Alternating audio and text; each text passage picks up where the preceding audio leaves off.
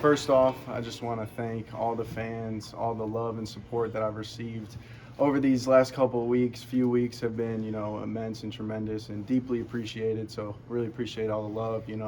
Trainers, my fiance, she's been doing a lot helping me out at home, and really appreciate just everyone throughout this whole process. It's new for me, and I feel right at home here. So we've exhausted all options on what we're going to do, and there's 3 different types of meniscus tears. Mine was medial and radial, so 6 weeks of just no pressure and all that, and we'll go from there. But I'm just focused on one day at a time, doing whatever I can to help this team win and be successful each day. How are you working through it, just mentally, having not had this happen before, and then after you played so well in the preseason game? Honestly, really good. It's tough. It's kind of kicking the balls, but you know what? You take everything that life throws at you and you find the positive in it, good or bad. And I feel like I've been able to gain those deeper connections with my teammates and really take a step back and learn the offense in a more relaxed kind of state of mind. And I'm just appreciating every moment. JJ, was there a certain play in that game that you realized something was off, or was it just a kind of gradual thing that you saw a couple days later? The adrenaline was flowing so much throughout that 60 minutes, even when I was not playing. I really didn't feel it until the next day, when my knee started to buckle going down the stairs, and I was like, I should get this checked out. So, yeah, it was just Monday. That's when we decided, to get the MRI, and that's what the results showed, that medial and radial tear. Did you go back and think about when it could have happened or watch tape, or do you want to know, or like? I mean, there's a few different plays that, I thought it could have been then, but there's not one in particular that I really could point out and say, yeah, this is when it happened. As you were walking down the steps, and it buckles, did you process in that moment, like, something might be really messed up here? Yeah, because, I haven't really felt that before. I've had contusions and bone bruises and all that, but, feeling the instability within my knee, I just wanted to play it safe and play the long game and understand, I could be a tough guy and toughen it out and, try to grit out that first start that I was going to get in Cleveland. But, at the end of the day, what's best for this organization and this team is me making smart decisions, especially early on in my career. And, that was one of them, to just, let's figure this out before a landmine goes off in my knee. So with that said, were you shocked when they told you what it was? Extremely shocked. Yeah. Like, did you just think it was like a bruise or something, or what did you think? Yeah, I thought it was a bruise. I thought, at most it could have been a strain somewhere, but, when they told me, like, it's a pretty serious tear, that I was taken away by that. Sam Darnold says he sees you and you're looking at books and reading books, and we asked to play books. He said, well, play books plus, I think, more you read. Yeah. What is it that you're reading? Well, with my ADHD, I read a lot of books at once. So I'm reading 3 right now. The Invention of Yesterday by Tamim Ansari, A New Earth by Eckhart Tolle, and Stay Sane in an Insane World by Greg Harden. And those are just all books that, really kind of helped me throughout this process of, trying to strengthen this. And, I appreciate, Sam saying that, because he's been so great throughout this whole process, just always checking in, always making sure I'm good and helping me out throughout the way, as well as me helping him out throughout the week. JJ, what was kind of the process of when you went in for the operation, not knowing what was going through your head, kind of in the lead up to that and then after? It was really just, take it one day at a time. It was tough, that initial, week of just understanding, I'm going to be out for a while. But, it's just, I'm not going to sit here and sulk and, think about, woo me and worry about the past. And I'm just going to focus on how I can be better in other ways in my life. And, that's what I've been doing every day. And I'm seeing a lot of growth in a lot of different areas. And, yeah, I'm just attacking it each day. And that's all I'm worried about. What was the inspiration for your use of the Latin phrase, and then I think Marcus Aurelius as well? Yeah, I'm a huge believer, and life happens for you, not to you, and that's pretty much what amor fati means. And the inspiration actually came from Becky Schmoke, who came here, I forget what day it was, but it was over camp in one of our rookie success meetings, which I really appreciated. She talks about stoicism and how it can relate to a lot of the things you go through as an athlete and just as a human being in general. And amor fati kind of really stuck with me, and just knowing that I could apply that in every aspect of my life, especially throughout my football career. Did you ever have to have anything done to the knee in Michigan? No, sir. So you've never had anything Yeah, it's a fresh one. Yeah. Mhm. So Yeah. how long are you on the scooter? Has that been a Yeah, plus in a weird way? Has it been fun to be on? It has been, you know, those crutches. I've appreciated the crutch work because, Yeah. you know, as quarterbacks, we don't Shoulder, really yeah. get to work out the buys and tries. Yeah. So, but yeah, the cafeteria, I'm sure you guys been there and see how far it is. That's not fun on crutches. So it's nice Is scooting it around true that on you that crashed thing. into O'Connell's wall, or is that a little bit of... It is true. Oh. And you got a little bit blown out of proportion Yeah. here. You know, I was just backing up, you know, like put it in reverse Terry, and I just rammed right into the door frame. Little paint chip, but nothing serious. So, It's the yeah. beep beep coming out. Yeah, exactly. Yeah, we were thinking about clown horns and stuff. So. As far as what you can learn in this Mhm. first year, I mean, I guess what is your approach to trying to take everything you can from Sam and also Kevin with how the scheme works? Well, the biggest learning process is my routine throughout the week. Let me solidify what it's like to go through the week and, you know, with the benefit of not having pressure to perform on Sunday. So by the time I do play, whenever that is, next year, following year, whatever, or whenever it is, I'll be ready and it won't be like I played a game or this is my first game. So I'm just like kind of focusing on chunking things together, whether it's the, you know, third down list, the defensive strategies in the red zone. It could be any sort of situation, and just building a plan that, you know, helps me retain the information when it comes on Sunday. Do you go to pool right now, or I mean, what do you do for cardio? Can you do upper body? What do you try to do just to? They are doing their absolute best to get me to sit down and do absolutely nothing, but make sure this is okay for after the 6 weeks, because the 6 weeks is the most crucial time of the recovery process. So knowing who I am, you know, I like to chop wood, I like to, you know, just do things all the time. So they're just really focusing on me recovering and then really getting after it after that 6 weeks. JJ, Go ahead.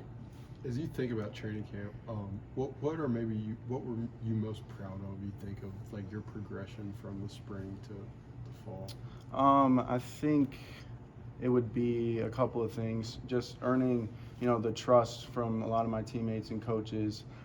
Being able to be that teammate, you know, the authentic teammate that I am, and them understanding that is authenticity. Being able to adapt a whole new footwork and really like get it to a spot where I feel really comfortable going out there and not thinking about it too much. It's more instinctual. And then just getting a better grasp of the offense, because it slows down once you're not, you know, thinking of a million things or how to say the play call. So all those little things that I worked on over the summer really paid off as camp went on. JJ, you mentioned like building relationships with your teammates and obviously still spending a ton of time around the building. Mhm. I'm just curious if you've been able to glean anything, even just organically, from some of the vets who have maybe been through injuries or had to rehab. Mm-hmm.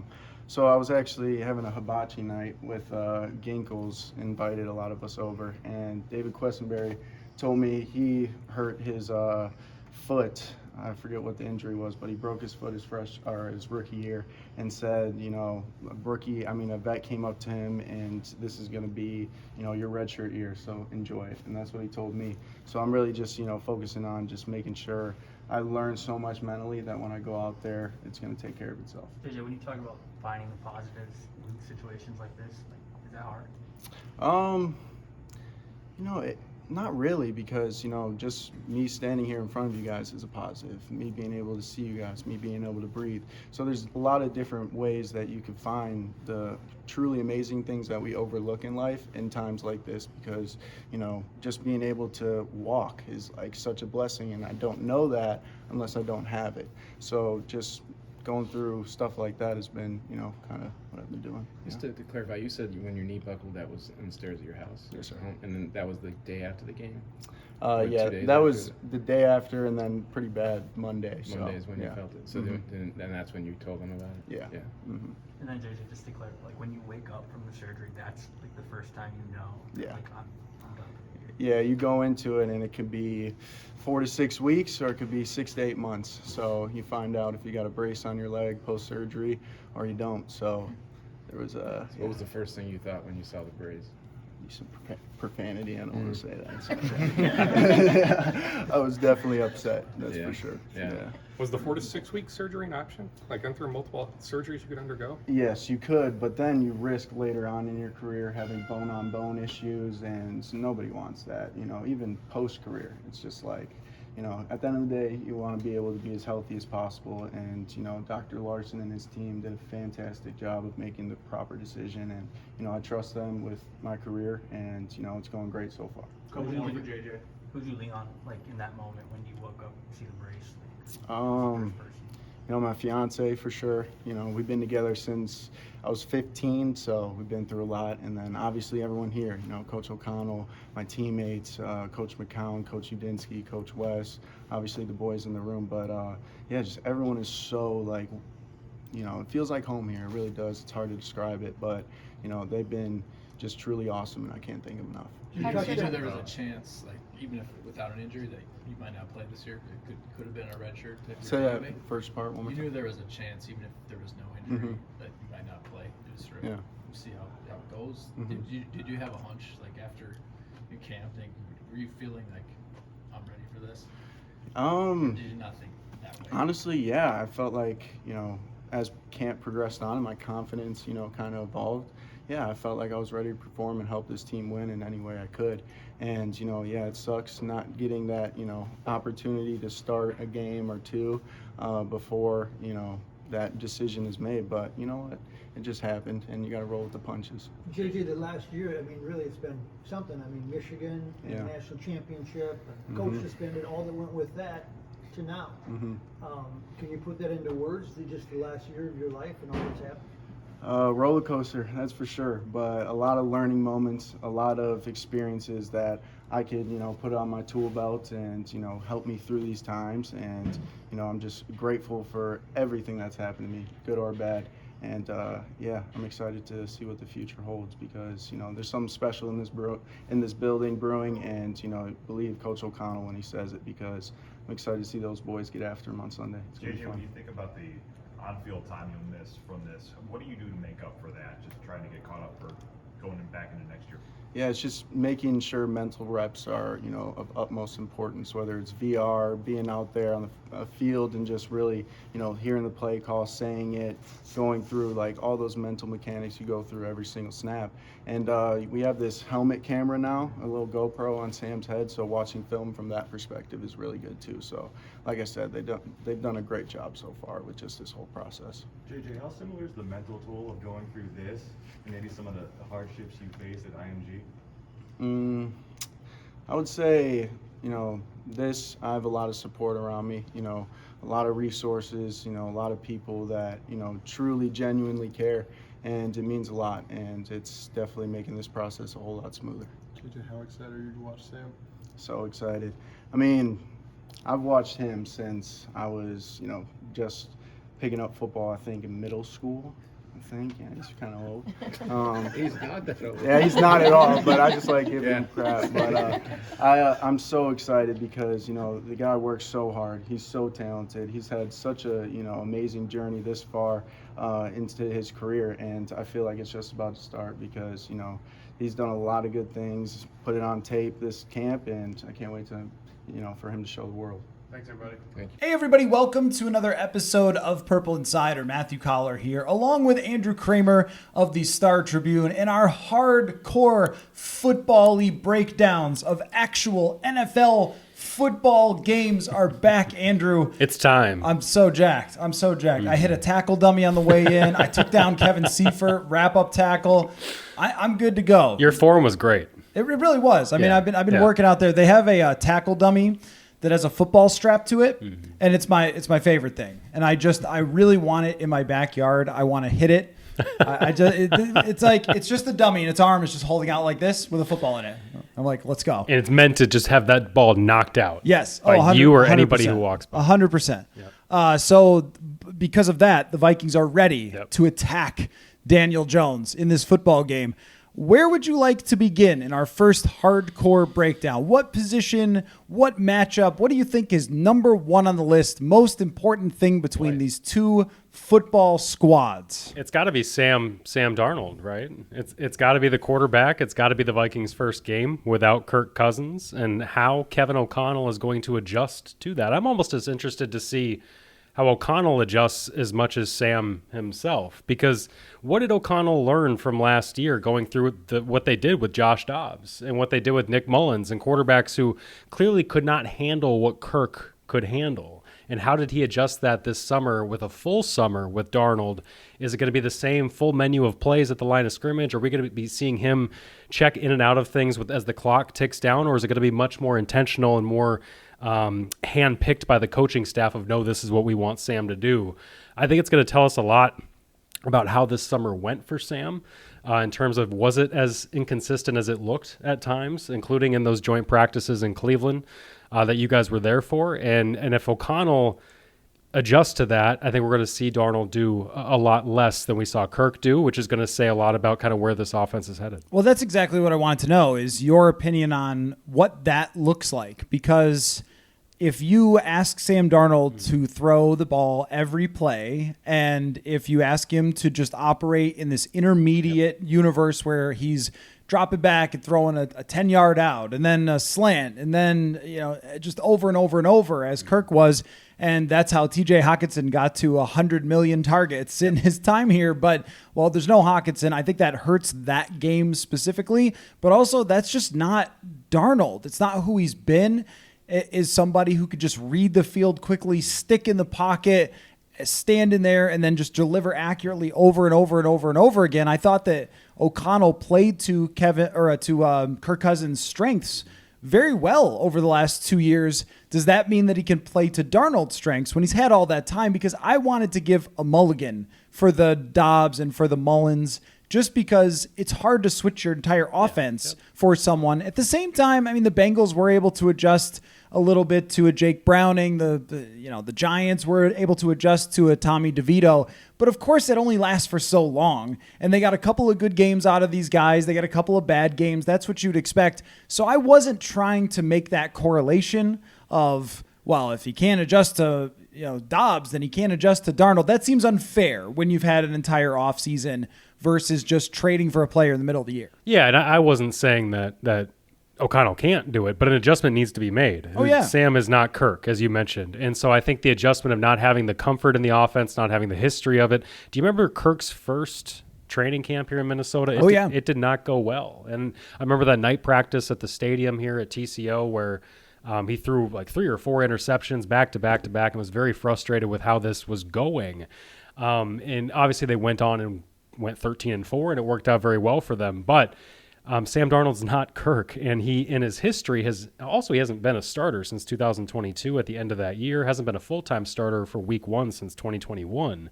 It's been some time he's been out there. And so I think an adjustment needs to be made is what I'm saying. And I think that they are going to adjust. It's just how far and how much are they going to put on Sam's plate is what I'm really looking to see. But part of that has to be this offense has to be a rushing offense. If this is going to emulate what San Francisco does with Brock Purdy, somebody who you think is scheme dependent as somebody like Sam Darnold, I just don't think they're going to be able to put 30, 40 passes on him per game unless you have an efficient rushing attack with Aaron Jones in a diet version of what Christian McCaffrey does. Well, and when you think about all the in vogue offenses in the league, which would include Miami, I would even throw Green Bay in there with what they did. And I mentioned Cincinnati, but I think their offense belongs in that category. That's more McVay connected or Shanahan connected.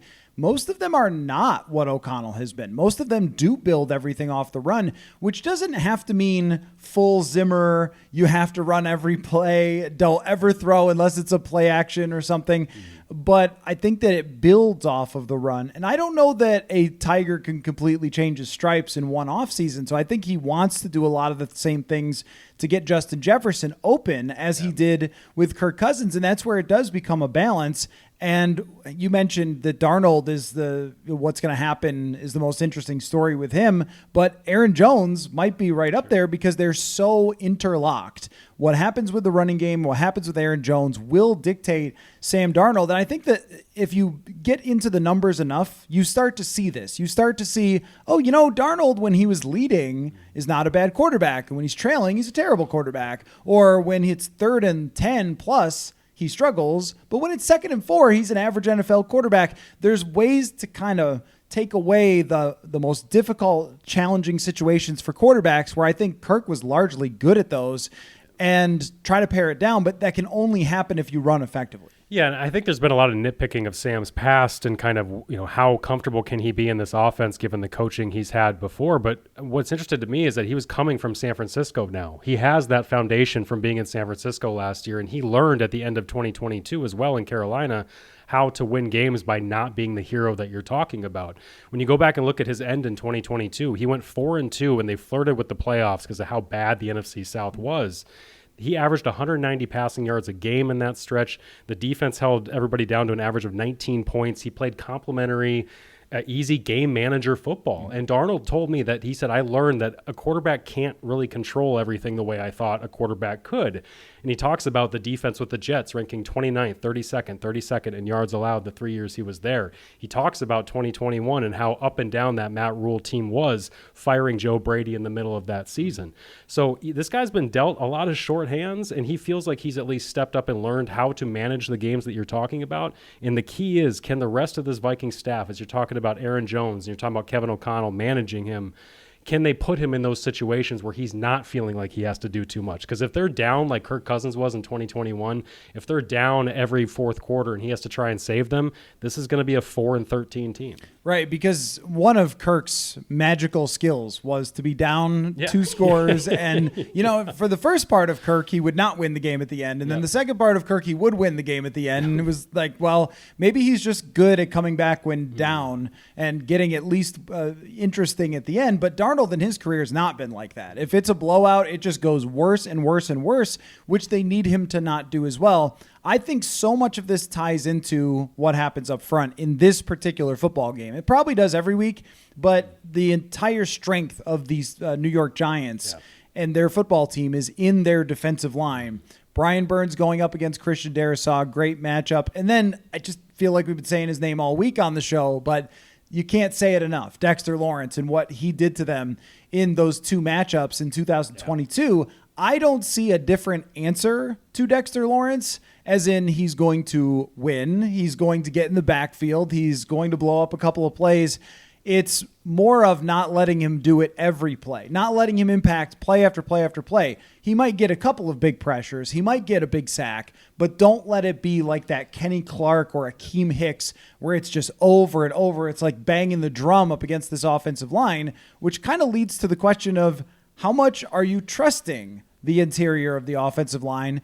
And this is something I struggle with talking about because when the question comes up, how good is Blake Brandel going to be? I'm like, I don't know.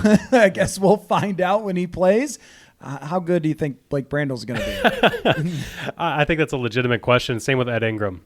Yeah. Year 3, Ed Ingram, who was still the only starter playing in those preseason games. Blake Brandel wasn't playing. They didn't feel like they needed to see him, but they felt like they needed to see Ed Ingram, who Kwesi mentioned he comes back from an offseason injury and wasn't in the shape he needed to be in and needed to work his way back into it going into camp. He had a slow start to camp, according to Ed himself. So this interior line is absolutely a question mark. It's shaky. The only thing that can save it is Kevin O'Connell and Garrett Bradbury's individual improvement since that 2022 playoff loss. And if you go back to them, Bradbury was probably at he was at the end of that first year with Kevin O'Connell, felt like he was at a better point. And I think we've seen him kind of gradually take those steps forward this year or this past year as well. So I think Bradbury himself can change a lot if he can hold up, as you're talking about, not get beat quickly, as we see good offensive linemen do. If they are going to get beat, at least make it difficult on guys like that. The issue is the O-line, as you know, is so independent between between all these different positions that if he's got a weak link on either side of him and Dexter Lawrence or the Giants can sniff that out and kind of scheme these things up where it's Lawrence on Brandel one-on-one, Lawrence on Ingram one-on-one, there's only so much they can do, and they're going to have to get that ball out quickly or keep running to the perimeter. And I feel the same way about defensive lines as I do about offensive lines, only kind of the inverse, where with offensive lines, it's about your weakness and how many weaknesses you have. Defensive lines, it's how many strengths do you have. And if a team has a Nick Bosa and no one else, say like Danielle Hunter and no one else last year, I'm not scared of them. But this This team has 3, and I put Kayvon Thibodeau there along with Brian Burns, who is the highest paid defensive end, and with Dexter Lawrence. And Andre Patterson's coaching these guys. Right. Yeah. So you know that they're going to be good and they're going to be prepared and have a pass rush plan, and that Thibodeau is going to get better and better. And it feels like he has been, even though there have been rocky times, and I'll see, well, he hasn't had a couple, sacks in a few games, but then you look at where he's been, it hasn't been megastar for his draft status, but I also think it's been good enough for the Vikings to also be concerned about him. Oh, absolutely. And they're not going to be able to scheme things up where you can just, because you said if you have one star on the D-line, it's pretty easy, especially if it's an edge player, to say, you know what, we're just going to throw to the other half of the field. We're going to run to the other half of the field. It is pretty easy to get away from an edge player. It's not so easy to get away from an interior guy, or if you have 2 good edge players, as you just mentioned. So I think this is going to be an incredible test of Kevin O'Connell and how far they've come, not only in scheming around Sam Darnold, but we should also talk about the scheming in the run game and the fact that this is a coaching staff that very much needs to prove it can find answers in the running game in the ways that they have not in those first 2 years with both Dalvin Cook and Alexander Mattison. It's hard to put everything on one game, but it's all we're going to have to start this is everything. Because you're like, let's find out if they can do this and this and this and this. We've waited 8 months for this. Let's play. So I don't know that it will be determined on Sunday alone if they could be a good running team. We'll overreact. Yes, absolutely. right, exactly. But that's where I was going with this. But I will absolutely be determining that. I think that it will be hard to run against them, but if you can do it, then there will be confidence that you can keep doing it, because it's not going to get easier as you go San Francisco, Houston, and then, maybe you can run against Green Bay a couple weeks from now. But if you can't do it against this team, then I'm going to be concerned that it's going to be a problem, because also you have a great player back there. He's 100% healthy going into the season, and you had all this time to think about it and figure it out over a second offseason. And you can look back and blame Alexander Mattison. I think that's probably fair. But if Aaron Jones can't do it and Ty Chandler can't do it, well, then you need to look in the mirror. And I was a little surprised that they didn't make a coaching change to go out and find somebody. I mean, when, Gary was here and Kevin Stefanski, and they're teaching that typical Kubiak system, we just saw the players really get it. Now, they couldn't pass protect those years, but they really understood how it was all supposed to go together, all the pieces, all the roles, all the footwork and everything else. And it just looked like 5 dudes trying to block someone and not a cohesive unit before.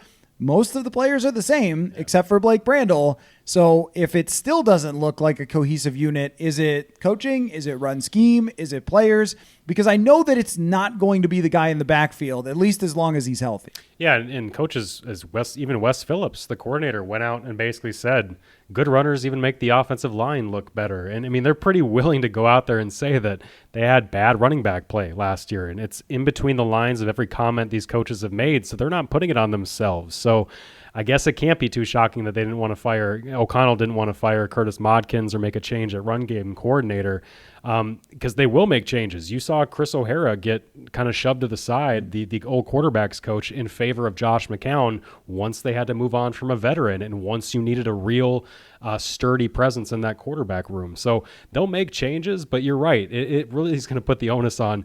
You've got now a guy who's a veteran, who's 29. He's not quite, didn't feel like he was quite out of gas the way Dalvin Cook did, at least at the end of his time here in Minnesota.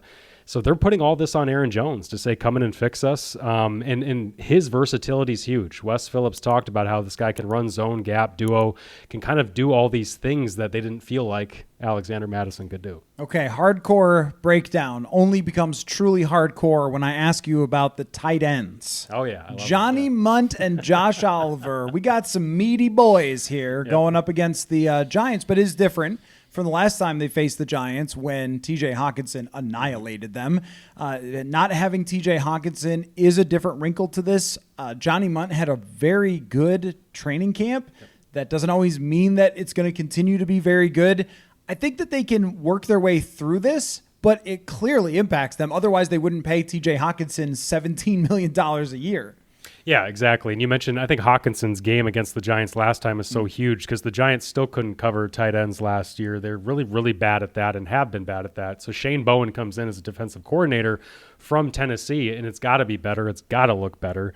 But the Vikings are probably going to want to leverage the exact same matchups they tried to do before because not too much has changed from their interior linebacking core. So I think when you've got them going in with Johnny Munt, they're probably going to put him. We've seen him be the Hawkinson player in these camps where it's always going to be Oliver as the inline blocking type. And then when they split out a tight end, it's going to be Munt. And that's the guy who's going to have to fill that role. And it looks good in camp. It has. But you don't see it translate onto the field too often in the regular season. So I'm curious how much they're going to get out of that. It's not going to be the same yards after the catch. It's not going to be the same vertical route type stuff. It's going to be more limited, certainly, in what they need to do. But once Darnold's got Hawkinson back, I think regardless of the Giants or any defense, it's going to be one of his best friends. Certainly. Oh, absolutely. I think Hawkinson is a guy who made Kirk a lot better. It was almost really the turning point of Kirk in the offense. I thought there was a lot of struggles early on with Irv Smith. Yeah. And once he got Hawkinson and he had his guy to go to, it was every time something went wrong, there would be a 3rd and 12. Everyone's running down the field and Hawkinson slips out and finds space. He's such a high IQ player and he would catch it underneath and get 13 yards or something like that. I think it was San Francisco that happened a couple times.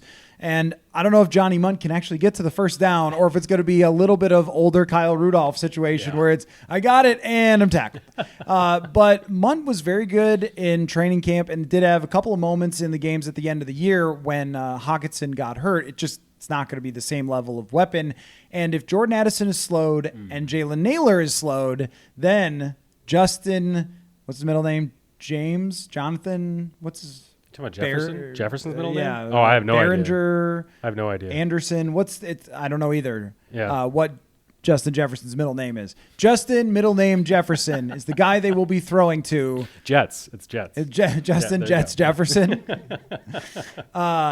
Anyway, how do you think that the Giants will approach playing against the best player in the universe at his position? I was just going to mention, too, now when I think back to the Titans defense and what their hallmarks are, it's very hard-nosed, Mike Vrabel, punch you in the mouth kind of stuff. And so with Shane Bowen coming over from there to the Giants, I also remember that the Titans couldn't stop a nosebleed in the passing game. They couldn't cover anybody. They routinely had one of the worst secondaries, gave up the most explosive plays on defense, and how much of that's Vrabel, how much of that was what they were running with Bowen over there, we'll find out. But the Giants themselves aren't really known to have some shutdown playmakers. They lose Xavier McKinney in the offseason, the safety to Green Bay.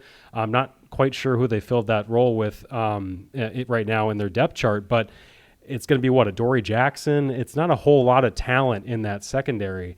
I think the Giants are going to have to commit multiple people to it. Jordan Addison being healthy is huge for this game because they love to leverage his ability off of the attention that Justin Jefferson gets.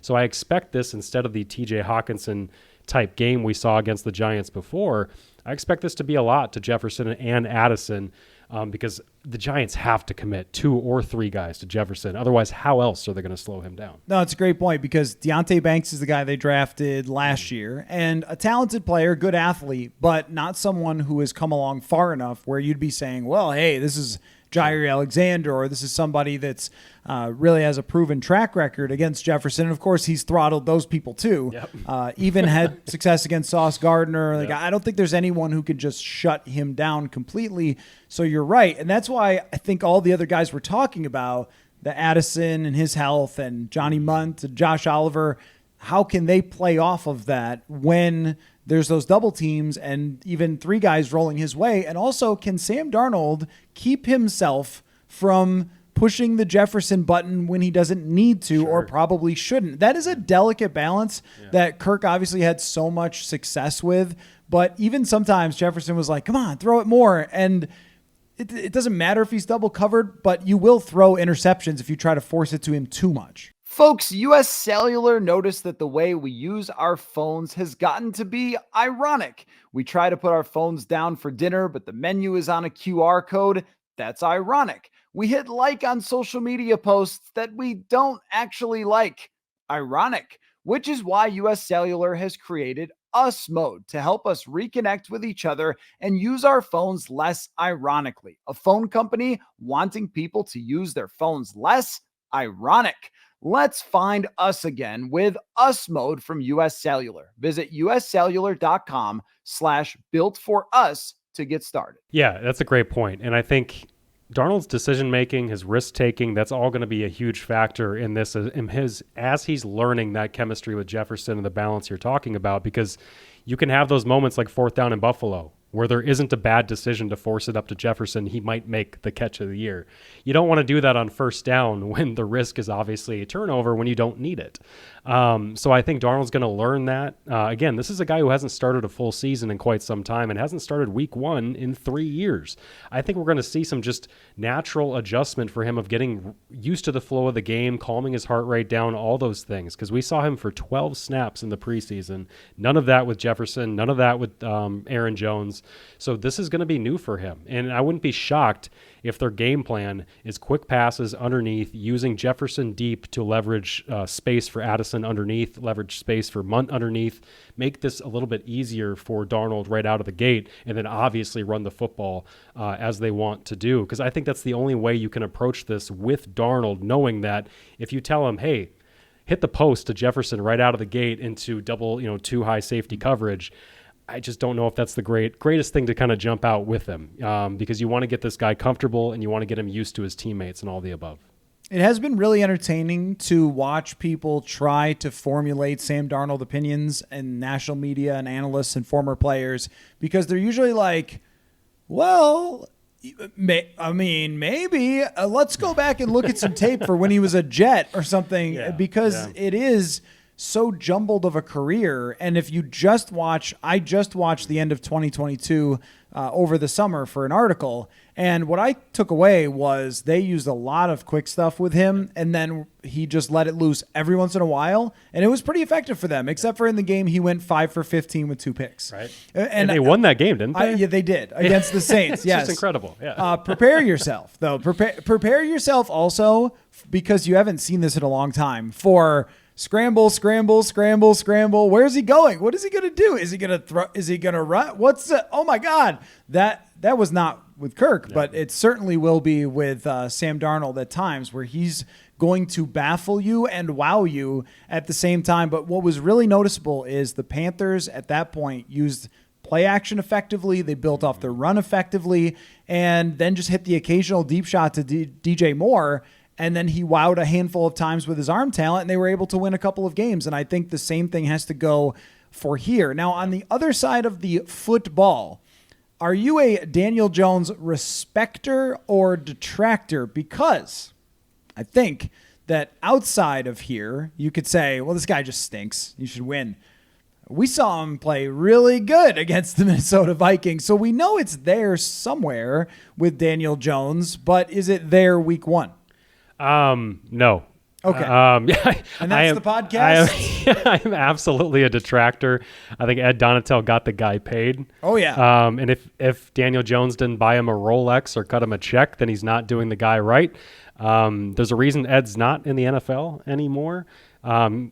He was throwing to guys like Isaiah McKenzie and Richie James, who were streaking wide open past just off coverage. And the way that the Giants won that game with Jones throwing for 330 yards, I think it was, that single-handedly forced the Giants to pay him because, well, he won a playoff game, so I guess we got to do this, right? And then now this entire offseason, you watch the Hard Knocks with the Giants, and Joe Shane, every chance he gets, was like, let's give Daniel a shot. I don't know. Like, whatever. Like, let's draft a weapon, Malik Neighbors, because at least he'll be here next year. So I just think it's so obvious that they have no belief in him. This is just going to be a setup for them to try and see if maybe he's taken a step forward and grown as a processor of defenses and throwing the football. All he is an athletic person that they can scheme up a run game with, and maybe he can create off schedule. Brian Flores is his worst nightmare. Oh, I agree. Brian Flores is going to figure out just basic blitzes that this guy won't be able to decipher. Ivan Pace in year 2, the veterans that they've got, Van Ginkel coming in, Metellus, Harrison Smith, all these guys they've got that are so used to deceiving young quarterbacks and not, what's the right way to put it? Ones who can't decipher these things. Right. Guys who just aren't mentally as acute as a Josh Allen or Peyton Manning back in the day or whatever. Guys who can kind of decipher those things. So I think Daniel Jones is going to struggle. I think the over-under on point totals for this game is like 41. It's incredibly low. Yeah, and I can see think that. that's right. That's absolutely right. They know that Daniel Jones is going to struggle. They know Sam Darnold in this first game very well might struggle too. So I think this matchup is going to be one that is won based on who has the fewest turnovers from that quarterback spot. Okay, let me try the other side of that. So I mostly agree that Jones isn't all that good, and he's been banged up a lot too, even since the games where he was really good against the Vikings. He got murdered last year with that offensive line, and they've improved it, but I don't know if they've improved it enough to be great against this defensive unit, especially on the edges for the Vikings, that I think is good. And the interior rush on pass downs will be good with Dallas Turner mixing in. I think I even like Jihad Ward in the way that he's fit in to that interior rush role in the NASCAR third down package, if you will.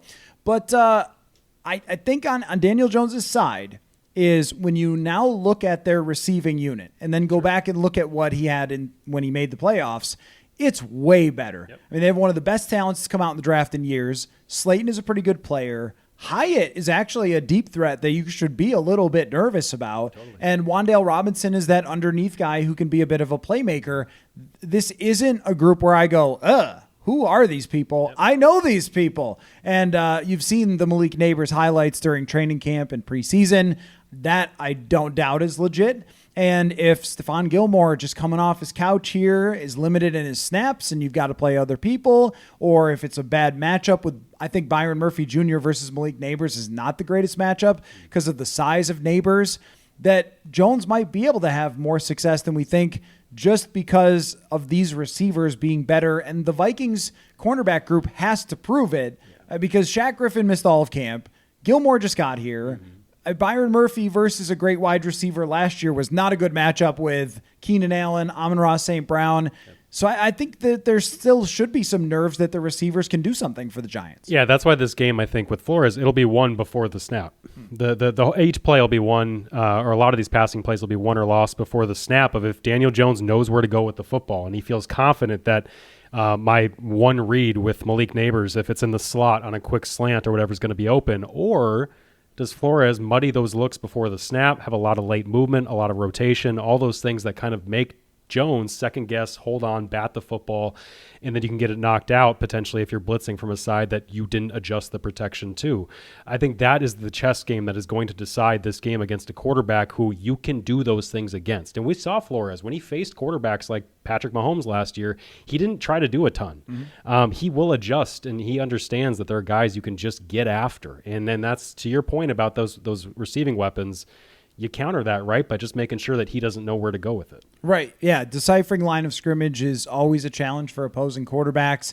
He has been around, but he's talking about adjusting protections with some new linemen, with a new running back. And that's another part I wanted to bring up was just how strong you think this Vikings defense really is. And they've got a new running back, not as scary as Saquon Barkley, who was great in the games against the Vikings, but I think that they're a lot better talent-wise than they were last year, and they're going into this healthy with, of course, Mekhi Blackmon out for the year, but everybody else who's in the starting lineup is in the lineup for this game, and I think that Flores just has a lot more to work with than he did last year, where he was trying to get everything out of every single player, but the guy who was starting at corner for them for the whole season until he got benched is now CB5, Caleb Evans. I mean, that just shows you, and that's one of their worst positions that we're concerned about.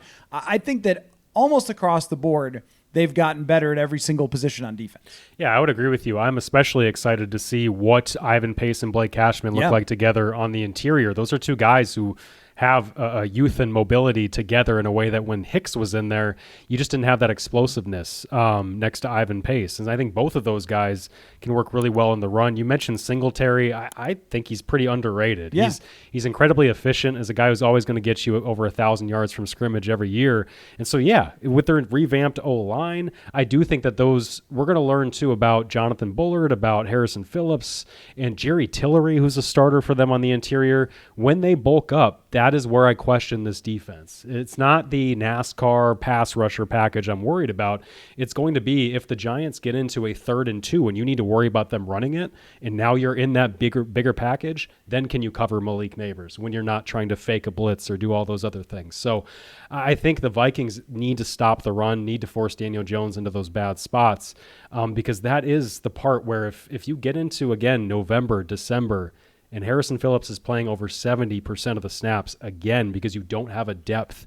Levi Drake Rodriguez, Jalen Redmond, Taki Taimani, those guys hadn't come along enough to play them. They're going to be hurting again late in the year. And even early in the year here, they're probably going to promote Jonah Williams up, probably elevate him for a spot on game day. These are a bunch of new guys that we just need to see how that depth on the interior plays out.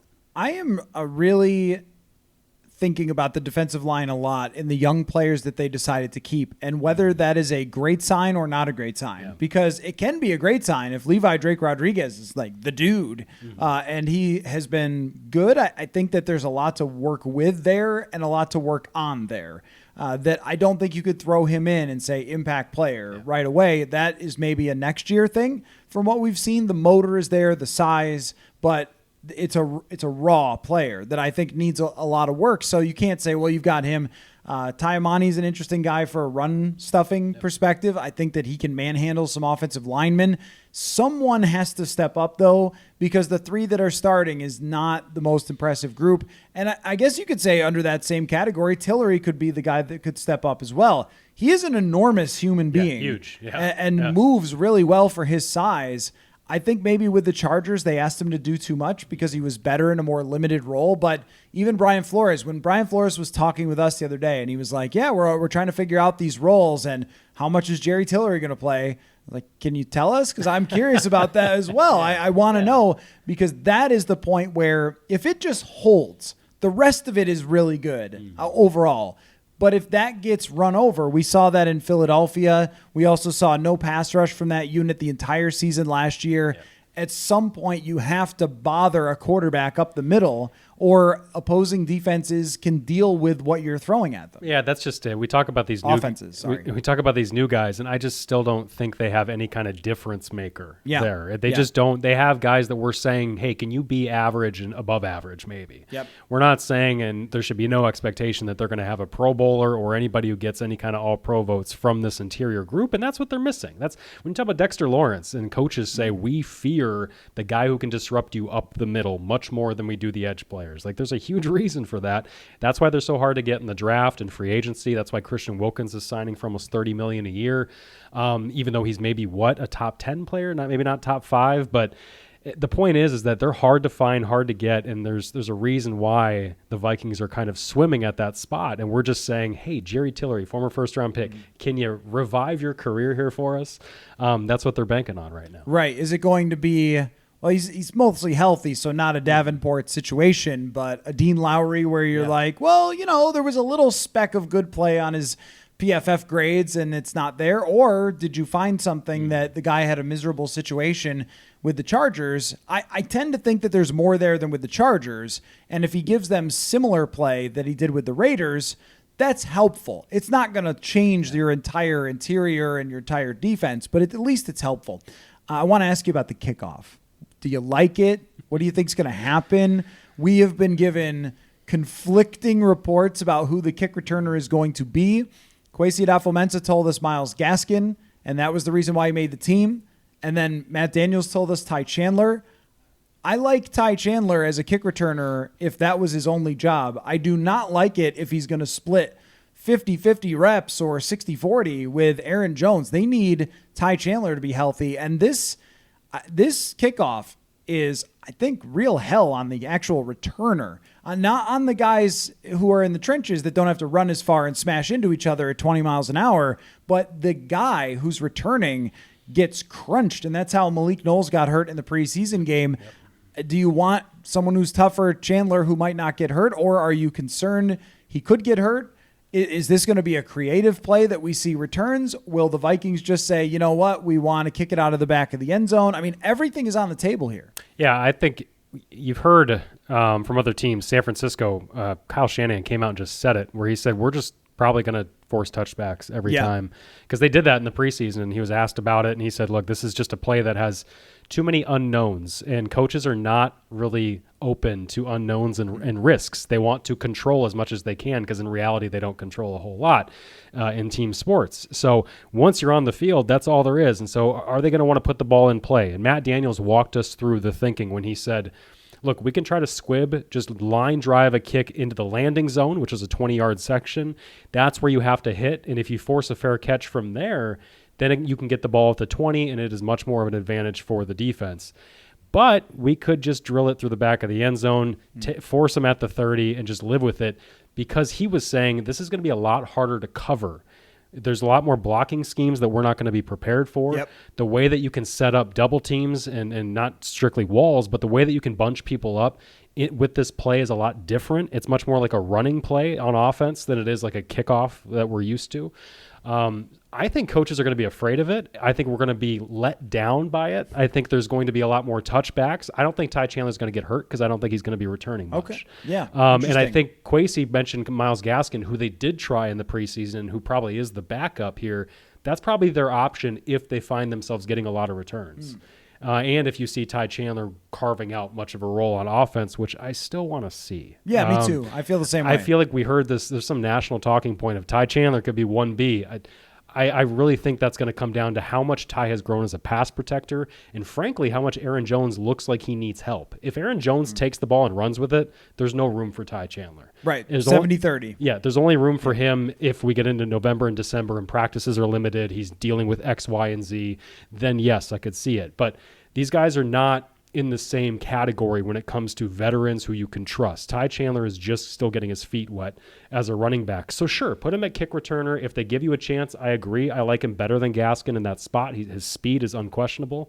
I just think what is questionable is how many chances are they really going to get? Well, I'm hopeful. I've wanted this for a long time. I miss the old kick returns. I was watching a game from the late 90s, and they were talking about the broadcasters. Yeah, this kicker, he's amazing at kicking touchbacks. And it was like 1 out of every 5.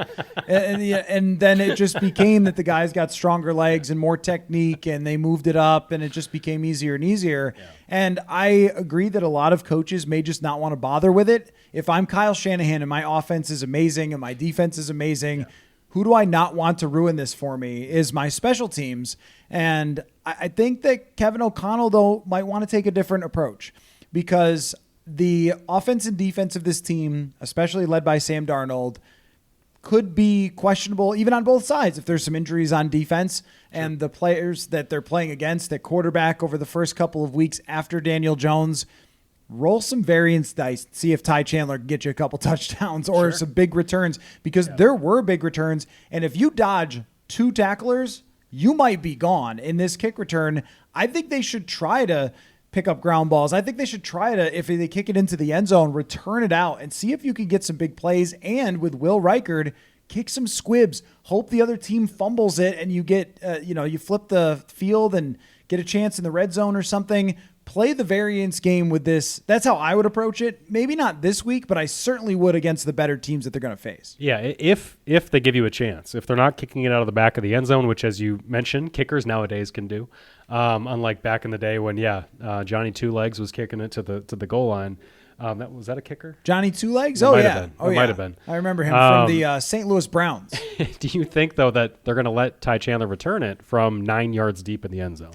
No. That's what I mean. So a lot of those kicks are going to be forced to that area, and if the other team doesn't want you to do it, you're not going to be able to. And but even on the other side, though, kick the squib, pop up. Oh, I see what you're saying. See if you can get something there, too. It is a great point about the offense, though. This is not Kirk. This is not a team or an offense with the Vikings with Darnold where you're just banking on 30 points necessarily. Yep. So that is a great point, that you are going to probably want to take more chances if your offense needs it. Who will win, and what will it mean? I think the Vikings are going to win.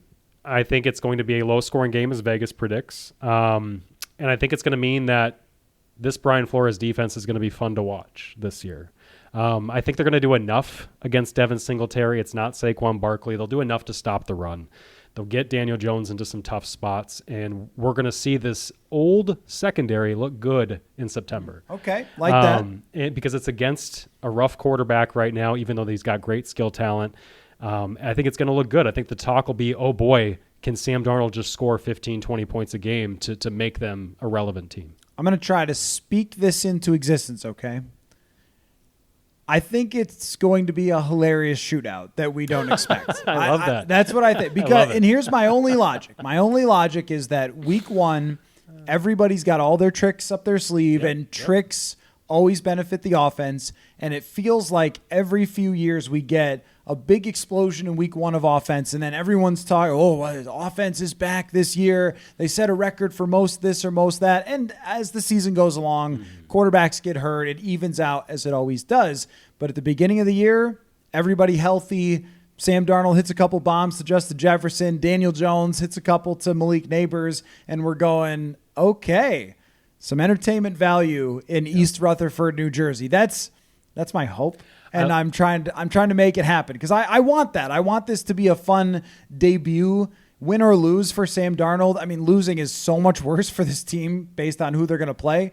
But I want it to be an entertaining debut for this team just to get into a new era, I suppose, with some fun. And I don't really want that for the season. I just want the season to have fun games because I don't think it's going to be going into late January. So let's see what happens here. Let's get some entertainment on Sundays. I love that because if you remember back a couple of years, Carson Wentz had a huge week one at the end of his career. Yes, yeah. Mac Jones, I believe, had a big week one last year. Yep. There are weird performances always in week one. And I tend to think coaches will always be more conservative and, hand it off as opposed to throw on early in the season, all that stuff. But you're right. Like the coaches have been hiding things. They've got schemes. They've got plays that they feel good about, and they're going to try and take these calculated risks and chances to go deep, whether it's Daniel Jones and Malik Neighbors or Darnold and Justin Jefferson. So I like that prediction, even though I like to think logically, conservatively, which never happens because the NFL will play these games, and before you know it, Baker Mayfield is getting paid $40 million a year or whatever. Or Daniel Jones.